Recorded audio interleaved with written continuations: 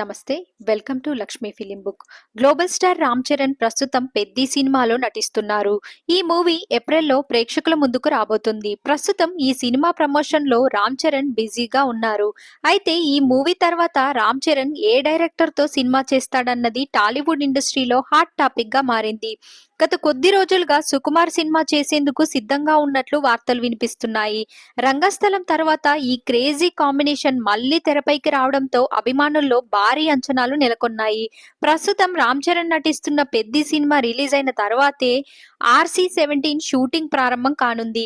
తాజా సమాచారం ప్రకారం ఈ ఏడాది జూన్ నెల నుంచి షూటింగ్ మొదలు పెట్టే అవకాశం ఉంది. ప్రీ ప్రొడక్షన్ పనులు ఇప్పటికే మొదలైనట్లు తెలుస్తోంది.